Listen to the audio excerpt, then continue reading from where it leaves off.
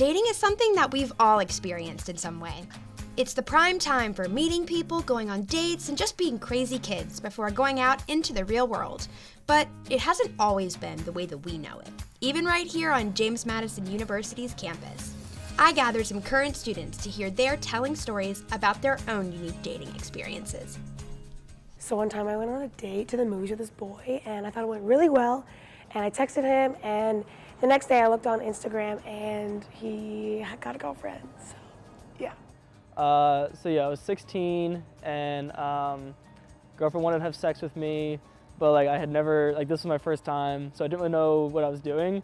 So I go to the beach with my friend, and he helps me go get condoms, and Lily just picked out the only brand that I knew from commercials, and that was Magnum. So I bought those, and it's just funny because I picture the checkout girl thinking here's this 16-year-old kid thinking he's huge. So that's about it.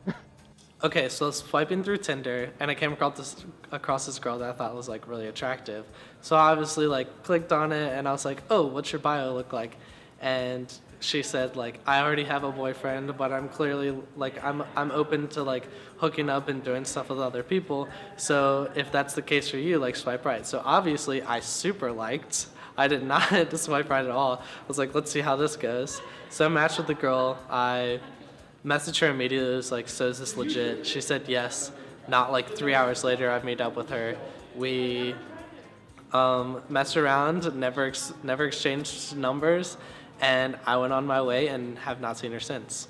So we started hanging out, and there were just a couple of things that kind of were off, you might say, at least to me. And for instance, one time we were hanging out and he had a burner phone, and then, which was already kind of oh boy. And then he had money in his couch, in the arm of his couch, and a gun. So at that point I started kind of questioning it and being something's not right here. And I talked to my friends about it, and they're it's all in your head. And I was okay, maybe. And then one night he came over and he was I have to tell you something. And I was okay. And he goes, I'm a drug dealer. And I was yeah, I figured. And he was no, you didn't. You had no idea. And I was okay, sure, let's go with that. Yeah, and then we dated for a little bit, and then he got arrested. So then we weren't dating anymore, and that's kind of the story.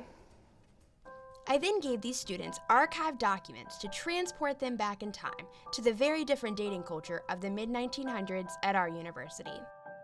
October 29th, 1955. Dear Roberta. The student council met and discussed your case of staying out all night with a man. After much thought, the council decided that expulsion would be the penalty. We are very sorry this has happened, but we hope you will realize that we have no other choice since you brought this situation upon yourself. Yours truly, Catherine Howard, Student Government Association. Oh, Catherine. What, she had spent the night with a guy and got kicked out? That's ridiculous. I'm taking personal offense to this because I'm in student government. Oh, I just love that it's the woman that is getting this letter and that's being expelled, not the man, because the man did nothing wrong. This school would not even exist if this continued. They're staying out all night with a man. There's thousands of people that do that on campus already. I kind of want to find Catherine Howard. Be do you know what you did to this girl's life? This girl's life. Important suggestions and regulations. All dates must be in Senior Hall, Alumni Hall, on porches of Reed and Wilson Halls, and walks around the quad. Never back of buildings. That's number one.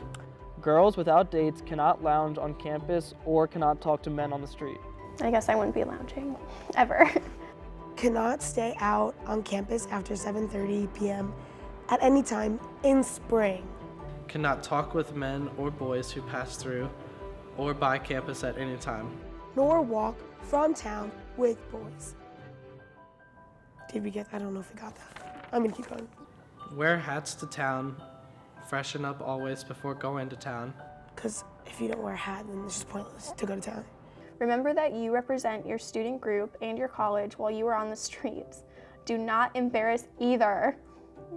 Dean of Women, April 21st, 1937. Wow, these are old. They literally like can't talk to boys, walk with them. It's like shows skin, like it's so ridiculous. Just don't embarrass us. Like, if you're not wearing a hat downtown, people can all see your head, and then it's just embarrassing for all of us as a whole of women. And here I am in my leggings. Like, didn't put any makeup on. I put a little bit of makeup on, but like, freshen up. I didn't shower today. I'm already breaking these rules. Sorry, Hallie. I didn't shower for this.